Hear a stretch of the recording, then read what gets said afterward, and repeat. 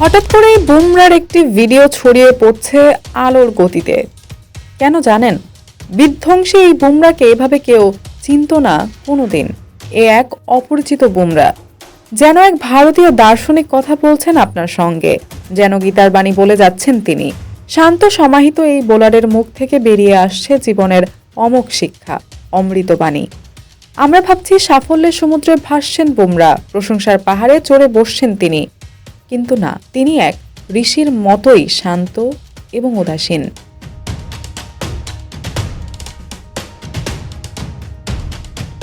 একটানা বলে যাচ্ছেন তার সেই জীবন দর্শনের কথা।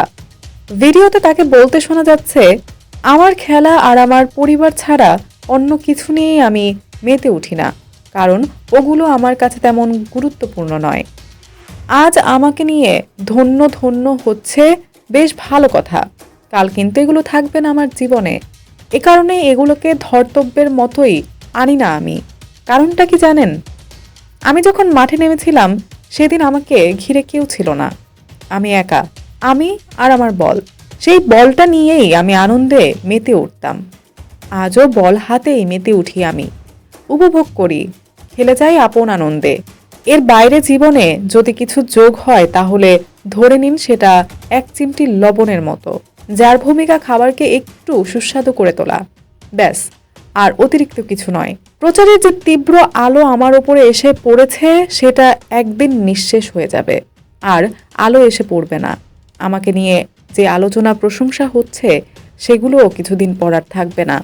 আমাকে ঘিরে যা কিছু আবর্তিত হচ্ছে, যা কিছু উঠছে নামছে, সেই ঘূর্ণাবর্তে আমি নিজেকে ঠেলে দিতে চাই না। বাইরের উত্থান পতনের সঙ্গে নিজেকে যুক্ত করার পক্ষে নই। ফলে আমার জীবনে যা কিছু ক্ষণস্থায়ী সেগুলো নিয়ে বিন্দু মাত্র ভাবিত নই।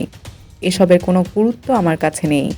স্বাভাবিকভাবেই এই জীবন দর্শন আছে বলেই, এই একাগ্রতা ও জীবনবোধ আছে বলেই হয়তো নিজেকে সাফল্যের শৃঙ্গে পৌঁছে দিতে পেরেছেন তিনি। কারণ তিনি চারপাশের আলোচনা সমালোচনার জোয়ার থেকে নিজেকে রক্ষা করতে জানেন, চূড়ান্ত নির্লিপ্ততায় নিজের জীবন দর্শন দিয়ে। ফলে 22 গজে যে বিধ্বংসী বুমরাকে দেখতে পাই, বাস্তব জীবনে সেই বুমরা আসলে আপন কাজে তন্নিষ্ঠ, শান্ত সমিহিত এক ঋষি। দৌলতে এখন স্মরণ, পিরিয়ার গায়ে।